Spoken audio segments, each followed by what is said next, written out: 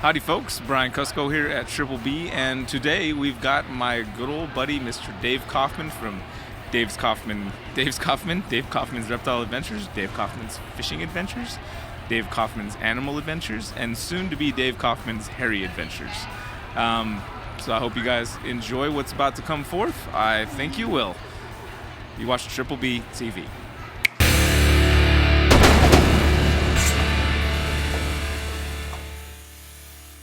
Hello, Brian. So, we've been on quite a few reptile adventures together. Indeed, we have. You know what we haven't been on yet, though? A fishing adventure. Which will be rectified. That sounds dangerous. It can be. It can be. But... yeah, I don't know. Sounds like I might need to see the doctor afterwards. That's possible, but I don't know that we can actually go on any more reptile adventures together, because that is reserved for people that have long hair. It looks good on you. I mean, it really does. I was pissed when you first did it, because I'm never going to do it. These split ends are going to be here for life. But it does look good on you, actually, and it made me think, well, now, maybe I should do that too. So I primped in the mirror in the bathroom, and I held my hair back in a ponytail, kind of put it in a bun, and I kind of looked around and I was like, I just do not look good with short hair. You pull it off, I could not. I think you could. I don't think I could. You think it's just been a really, really long time as well? I think that I would regret it the second I do it. Well, what if the whole, top went and you were just left with like one of these things? Rogaine. Rogaine? Yes. Does that stuff work? Yeah. I thought you said Rogan. No. I'm talking about somebody who tells the truth. No, Rogaine. As a matter of fact. Joe Biden. What? Huh? Rogaine. So, actually, I've heard it does work, actually. But it takes 6 to 9 months before you see any results. You just get plugs and stuff. Yeah, probably, yeah. I mean, we're important, influencers now. We can afford plugs over Rogaine. Dave Kaufman's Hairy Adventures. Hairy Adventures. That would not work on any level. Well, you could not on YouTube anyway. Oh, come on, sure would. Take all your channels, how many do you have now? Through 2.5. You only have 2.5? Yeah, so I have Reptile Adventures, Fishing Adventures, and then I gave Animal Adventures. I didn't give Animal Adventures, but Caitlin has taken over Animal Adventures. And the reason I brought her on was so that I could concentrate on building Fishing Adventures, because, let's face it, building a brand new I lost my train of thought there after I lip farted. Building a brand new YouTube channel in 2022 is suckful. I thought you were going to say is the greatest idea anybody ever had. No. No, it is. So I started Reptile Adventures as Herpers TV in 2014. Really easy to start a YouTube channel in 2014. Then I started the vlog channel, which thus became Animal Adventures later on in life. Started that in 2016. Pretty easy to start a channel in 2016. Started Fishing Adventures 6 months ago in 2021. Really hard to start a new channel on YouTube now. Do you think that's because the exponentially larger number of YouTube channels on the platform, period? Possibly. What I think that it is that the algorithm used to be much more lenient for new channels. And now I don't think that it is. Now from what I see, I don't know that I'm right, but from what I see, it seems as if the algorithm works one way now. And that if you're a small channel, your views, your suggested videos, your entire channel is now in direct competition with a channel that has hundreds of thousands, if not millions of subscribers bigger than your new channel. They throw you into the same pool with all these bigger channels, and therefore it's harder to swim in that new pool because you are competing. Oh, you just got to come up with something so original that it doesn't fit into any of these pools. I don't think there is anything original any longer. No more originality. Everything that has been anywhere? invented is already invented. That's just a ridiculous statement. And Well, and it was in 1898 when the head of the patent office actually said that, but I digress. No, I really think that it is much harder to start a channel, and I think you're seeing that with your new channels. Yeah. And it is. I mean, it is a different atmosphere than it was even 5 years ago. Well, that was my point before you started talking about all that, was maybe you could just take all of those channels, roll them into Dave Kaufman's Hairy Adventures. I thought about that, leaving the hairy out. I thought about consolidating all the channels into Dave Kaufman's Adventures. Talked to you about that on the phone about that, and I talked to Clint, and I talked to other people about it as to what would be the wisdom of doing one channel. Saturday reptiles, Friday fishing, Thursday animals. And I just don't think that there's enough of a crossover that I think that the reptile people that watch my channel aren't going to watch the fishing, aren't going to watch the animals. The fishing people aren't going to watch the reptiles, vice versa. And I think that collectively it would bring the views down. Therefore, the algorithm would pick that up and say this channel is dying and act accordingly with all my other uploads. I think that it would probably be a pretty terminal idea. So that's why I've kept them separate. That's some seriously logical thought back there. Right. But I had the idea, and then I consulted with people who I trust their opinion on, and that's kind of what it came up with, and I agree. Yeah. It'd be a lot easier to consolidate them into one. True. But I think that... Yeah, especially, I guess, if you're having the same amount of uploads, it's not like you get to put more time into whatever it is you're doing. It's still the same amount of time. That's exactly right. But with less... Exactly right. But on, like, my fishing channel is 6 months old. It only has 2,500 subscribers. If I take those videos on that small channel and put it on my reptile, which then would be called Dave Kaufman's Adventures, because that's the one I would change over, I'd get much more views on the fishing than I would as it stands on a brand new channel. But then my reptile views would probably decrease, and I don't want to jeopardize that.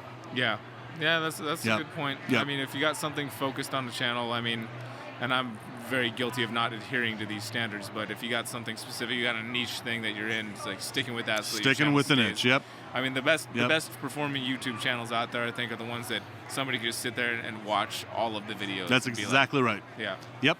You have to find a niche or a niche. I don't think there's a human being on the planet that knows how to pronounce that word. Niche or niche? It's niche. Niche. Niche. Knish. Yeah. Like those little, potato... Like Ken Knish, or the land of Nish. Niche. Yeah. So you have to find a Knish on YouTube in order to be successful on YouTube. And I think that is exactly it. And time and commitment, and don't be discouraged when you first start out. Because if you get only later, when you only later, put so much work into it. That's right. When you put 3 years of work into it and you still get 20 views a video, well, maybe. No, but even then, who knows how long? There's no formula for how long it takes to be. Successful on YouTube. Some people are successful right out of the gate, and I want to punch them in the face. I'm sure you do too. Some people have been at it for 10 years and still are cooking with 2,000 subscribers and still pumping out content.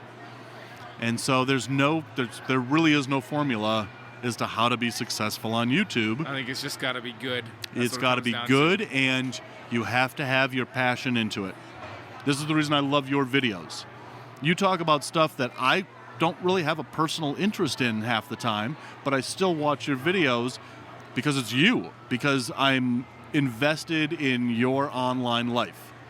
And even when you make videos that I'm like, I have no interest in this, I'll still watch it because not only are we friends, but I'm a fan.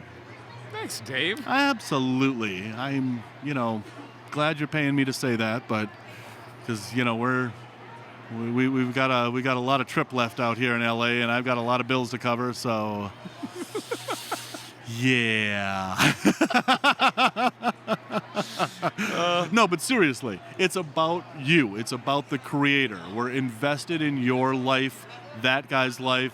People are invested in my life. That's the key to success.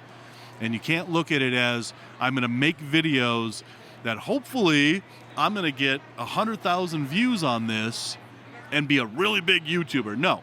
If you get 50 views, if you get 100 views, if you get 1,000 views or 2,000 views, those are the people that have a vested interest in what you're doing. You make videos for those 50 people, for those 100 people, for those 1,000 people. Those are the people that you're going to make videos to. They are going to talk about it. Hey, have you seen this guy's YouTube channel? You're going to get more people in. You make videos for your audience, not to try to attract a bigger audience, especially when you're first starting out. I like that. Yeah. Because that's definitely still what I do. Right. Right. I mean, you say your audience. When you say your audience, I'm hearing that I make videos for myself, and right. then if other people like them, like great. Well, but see, in doing that, you are then making those videos for that audience that is still watching you every single video you upload. Those are the people that you're making videos for. You're making them for yourself first. Secondary, you're making them for your audience. Is this what we wanted to talk about? Or because it kind of turned into a how to be a YouTuber talk, which is good. I can talk about this all day. Especially, and that's good because you're starting your 3.5 channel, aren't you? Well, we'll see. No? Maybe? We'll see. I've got an idea for a podcast. Not a reptile-related podcast, but good God, do I need one more thing to do. Hey, if you get to 5 channels and 3 kids, then you let me know and we'll talk about it. Well, I'll never get to 3 kids. I believe males stay virile well into their Sadly, your age. when I was in New Caledonia, I had a schmelting accident, and there will be no 3 kids in my future, but that's a story for later. All right. Well, but if you guys want to hear that story later, we will be on a Zoom call with Dave Kaufman tonight at 6 p.m. Pacific time of the evening that this video goes out, and you can ask Dave about that question by clicking the link below and finding us there tonight. New Caledonian, schmelting accident, no future kids. Zoom call. I appreciate you, bro. Dude, I am so glad we are friends. You know, just real quick before we end this, I just have to tell the story of how you and I became friends. Because I don't know if a lot of people out there really know this story. I don't even know if you know this story. Of course I know this story. You may have a different story, but mine is real. But you called me. Well, we met at Tinley, and I didn't even give you the time of day because you were so beneath me.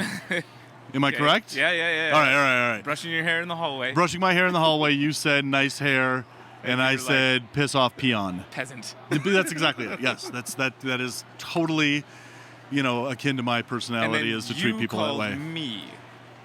I called you? I don't believe so. I think you sent me a message saying, "Can we talk? I got to ask you a question." And I said, "Of course." And then you called me. Oh, and then I called you, right, because whatever. We started talking for the first time. I called you. You later then said to Hillary, your wife, that, "Oh my God, I just talked to Dave Kaufman." I'm on the other end saying, "Oh my God, I think I've made it as a YouTuber because another YouTuber called me to consult with me on being a YouTuber." That is like the sign that I've made it as a YouTuber when another YouTuber calls me. And I got so giddy excited about it. And then you were giddy excited that you were talking to me for some reason. I don't think I'm any big deal, but apparently I was at that time and no longer am. But that's how we kind of became friends, was that phone call and just how we kind of saw the way that phone call went in each of our worlds and how important that phone call was to each other in our personal world. And the hilarity, too. And the hilarity to it. And then when we got together, like really started collabing, we realized that we have the same humor, the same second grade mentality in our humor, and we just clicked.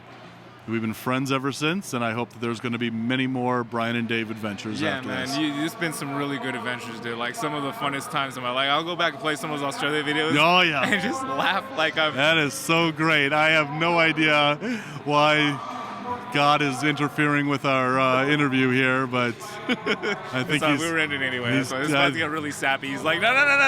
I think he's telling us something about loaves and finches. Can't understand him. So, again, if you want to see Dave and me on a Zoom call tonight, the link's down in the description.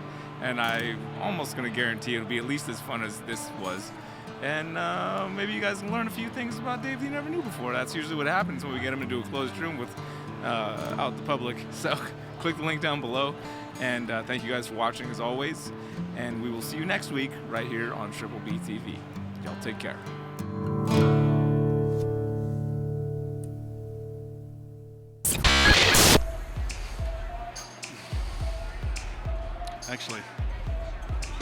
Actually, what?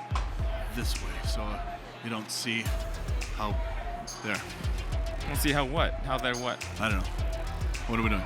Hello. Will you let me know when we're on so that I know to prep? And do I have any bats in the cave at all? What are you saying? You need to do a little line before we get this thing started? No, I'm checking for bats because it'll. I don't know. You have to look. You have to look up more for me to really tell. No? Not like the one Grant had. Okay, I think we're good. I had no bats in the cave. No, I got places to be now. All right. Well, let me know when you turn on the cameras. Right after that. All right. Hello. What are you looking at? I don't know. That thing looked like it was coming at me. No, Matt burned a hole in it with his thing.